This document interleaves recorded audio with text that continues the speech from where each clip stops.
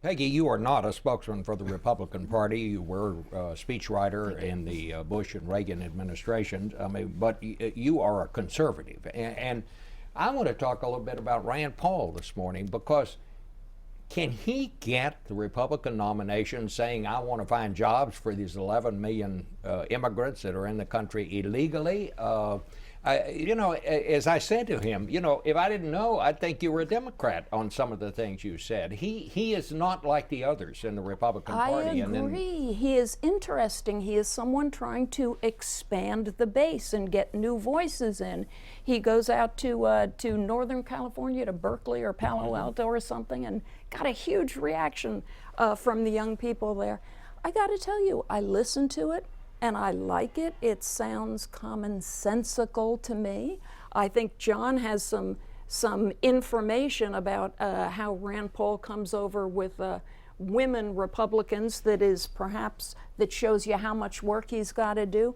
But I'll tell you, a year ago I would have thought he's a little too on the edge for the Republican Party.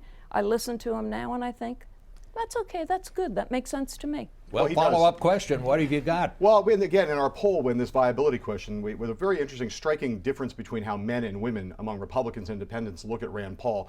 There's 22% of men said they would seriously consider voting for him. Only 11% of women, and that gap between men and women is larger than it is for any other Republican in the field.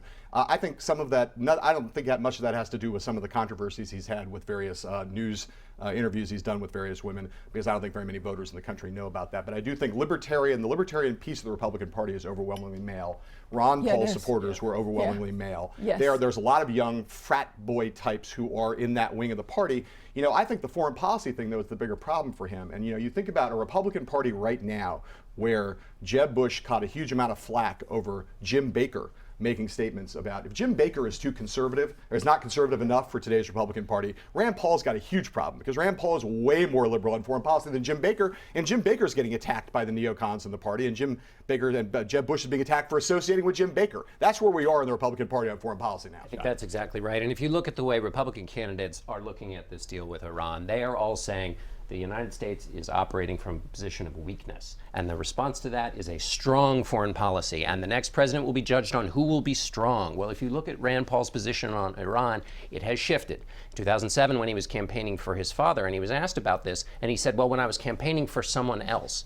When you have to distance yourself from your own father to get away from your previous position, you are not on stable ground. And if it's about who is the strongest, and in 2007, he seemed to suggest that it was okay if Iran got the bomb. Right. That this wasn't worth going, as he said, to war. Now, he has a different position now, but uncertainty on the Iran question is not a great thing. Is not a great place to be as a Republican. He seems more open to this deal than a lot of people in the Republican Party is. He seems pretty open to the possibility that he could sign on to this deal. Let me ask you all, and David, I want to hear from you too. The first voice out there was Ted Cruz. He obviously is going after the evangelical vote with Iowa coming up. He knows he's got to get in and get part of that from Mike Huckabee, I would assume, out in Iowa. I think what you're going to see him do now is go after the conservative national security vote.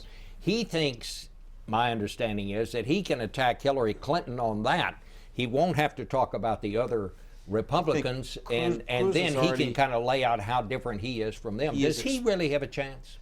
Well, it's so early in the campaign, it's hard to forecast the horse race, but he will express that muscular John McCain style republicanism, be tougher, more defense spending, no appeasement. What's interesting about Rand Paul is that he is speaking to a country, including the Republican base, that is pretty suspicious about the use of American military power overseas. When people look at Iraq and Afghanistan, they don't really say, we want more of that. They say we're deeply skeptical about it, and I think that's a kind of wild card in this race. So Cruz will come back to the traditional muscular themes, beat the table, more of this. But will Rand Paul get some traction saying, well, now wait a minute, is this really in our country's interest? Isn't this the bad news for Hillary Clinton, though, that because she is such a dominant frontrunner, the presumptive nominee, really, even at this point, before she's formally announced, I mean, she is the only target. For everybody, for Republicans, and she is a spokesman. She's going to define the Democratic Party for the next year. But you look at the Republicans, and they are having a really interesting, fervent debate about what does it mean to be a Republican. And talk about looking ahead. You know, you look at Rubio and Rand Paul and Ted Cruz. They are talking about different visions of what's ahead. That is a good thing for a political party to have. And we've never had a dynamic like this. It's going possibly to be boring versus bloody, dynamic and full of people hitting each other over the head, or something that may look stable but may look entitled.